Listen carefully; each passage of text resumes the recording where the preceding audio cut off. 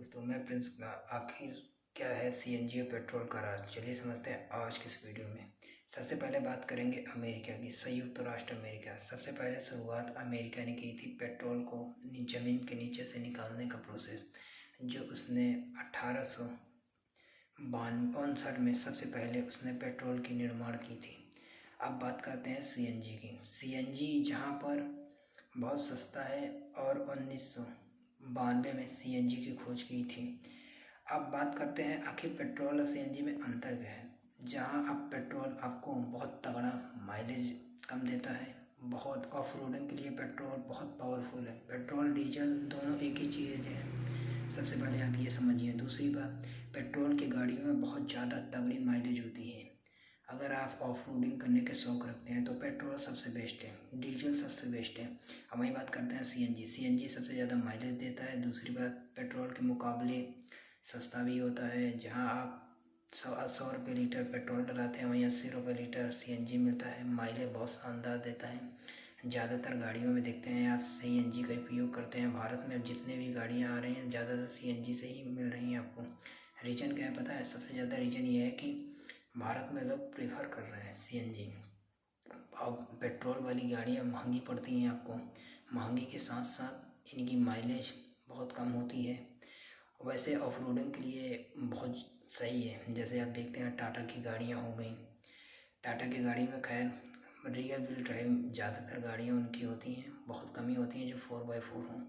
अब महिंद्रा ज़्यादातर अपनी गाड़ी में 4x4 देता है, माइलेज कम रहता है। बाकी सारी गाड़ियाँ उनकी 4x4 मिलती हैं। बहुत कम ही गाड़ियों में जो रियर व्हील ड्राइव मिली, मगर महिंद्रा की गाड़ियों में एक क्वालिटी होती है जो 4x4 देते हैं। वो कहीं से भी किसी भी गड्ढे मुसीबत में आप हों, डिवाइडर हर जगह।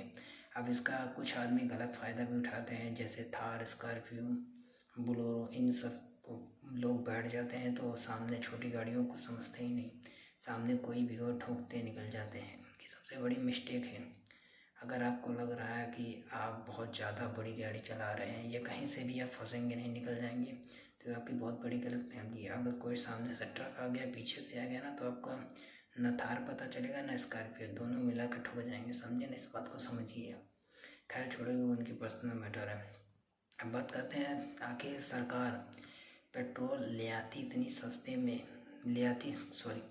आखिर सरकार पेट्रोल और डीजल इतने महंगे रेट में लाती है और दूसरे देश को जो बेचती है वो कम दाम में क्यों बेचती है? सबसे बड़ा मेन फैक्ट ये है। नरेंद्र मोदी जी से आप सवाल कीजिए कि सरकार आप हमें ये बताइए, आप जब पेट्रोल इतना महंगे लाते हैं अपने देश वालों में, देश के लोगों को 100 रुपये लीटर देते हैं, तो दूसरे देश को आप 60 रुपये 65 रुपये लीटर कैसे एक्सपोर्ट कर दे रहे हैं?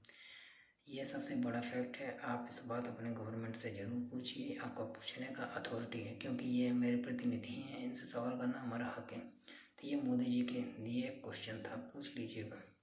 दूसरी बात, सरकार पेट्रोल बेचती है, साथ में खरीदती भी है। आप किसी चीज़ को आप कम ज़्यादा रेट दे के खरीद रहे हैं, दूसरे देश को कम रेट में बेच रहे हैं, अपने देश में सबसे ज़्यादा महंगी पेट्रोल बिच रही है।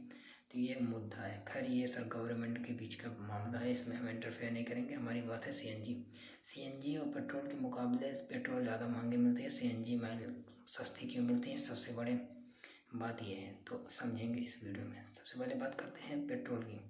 पेट्रोल आपको इतना महंगा इसलिए मिलता है क्योंकि जितने भी सारे काम हैं पेट्रोल से बहुत आसानी से हो जाती हैं, वहीं सीएनजी से कम होते हैं। पेट्रोल में खतरा नहीं होता गाड़ियों में, सीएनजी में होता है, क्योंकि जब आपके गाड़ी के पीछे 2 सिलेंडर रखे जाते हैं तो आपको परमानेंट खतरा रहता है कि कहीं वो फट ना जाए, ब्लास्ट ना हो जाए। आप कहीं लंबे रूट पे गए हैं, आप लंबी ऑफ रोडिंग कर रहे हैं, तो सीएनजी वाली गाड़ी ऑफ रोडिंग के लिए नहीं बनी। आप लगातार सीएनजी वाली गाड़ियों को यूज नहीं कर सकते। और वहीं पेट्रोल वाली मुकाबले बहुत शानदार होती है। पेट्रोल को आप रफ जितना मन में उतना चला लीजिए, उन पर ज़्यादा लोड नहीं पड़ता। सीएनजी में पड़ता है, क्योंकि वो गैस है, वो छोड़ रहे हैं कहीं से भी। अगर गाड़ी कहीं से किसी ने पीछे से ठोका तो गाड़ी ब्लास्ट होने का ज़्यादा चांस है, मगर वही सीएनजी के केस में बहुत ज़्यादा चांस है, वही पेट्रोल के केस में नहीं है। अगर कोई पीछे से ठोक देगा तभी फ़र्क नहीं पड़ेगा, क्योंकि पेट्रोल वाली गाड़ी है, झेल जाएंगी। सीएनजी नहीं झेलेगा, क्योंकि जब पीछे से कोई दबाव आएगा तो ब्लास्ट हो जाएंगी। और दूसरी बात, ज़्यादा देर धूप में चलने से, इंजन गर्म होने से गाड़ी में ब्लास्ट हो जाती है सीएनजी। आपने देखा होगा अब यहाँ सीएनजी पेट्रोल के साथ साथ अब बैटरी वाले ई रिक्शे भी आ गए हैं, बैटरी वाली बाइक भी आ गई, स्कूटी भी आ गई हैं, गाड़ियाँ भी आ गई हैं। भारत के भी जो इंडस्ट्री हैं, कारखाने हैं, वो भी अपनी इलेक्ट्रिक व्हीकल लॉन्च कर रही हैं।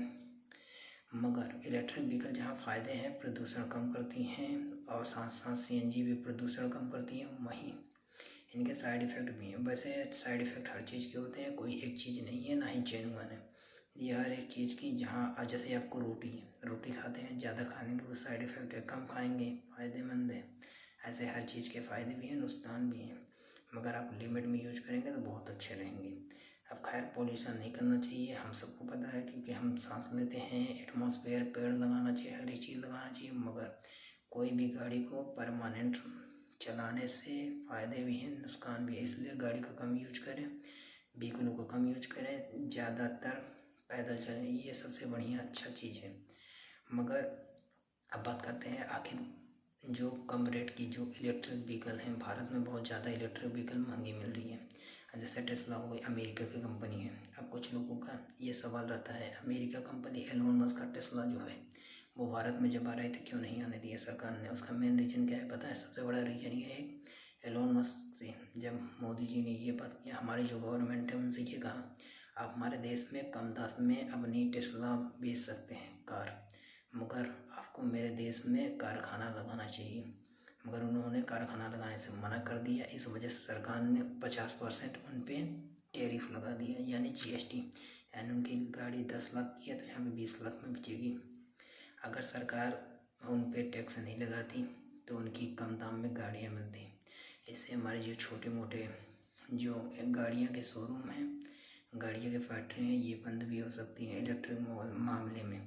वहीं हमारे देश के जो कुछ ब्रांड वाले गाड़ियाँ हैं वो कम दाम में बिकती हैं इलेक्ट्रिक, क्योंकि एलोन मस्क अगर यहाँ भारत में अपना कारखाना लगाते हैं तो भारत के लोगों को रोज़गार मिलता है। इस वजह से सरकार ने उनके ऊपर एक शर्त रखा, उन्होंने मना कर दिया, तुम जाना, तुम्हारा कल्याण है, जाना। साफ तौर हमारी बात यही है, हमारे देश में अगर कारखाने लगाते ज़्यादा लोगों को मुनाफा होता, क्योंकि गाड़ी भी बिकती उनकी, हमारे देश वालों को रोज़गार मिलता है। रोज़गार सबसे बड़ी चीज़ है, उन्होंने देने से मना कर दिया तो सरकार ने टैरिफ लगा दिए।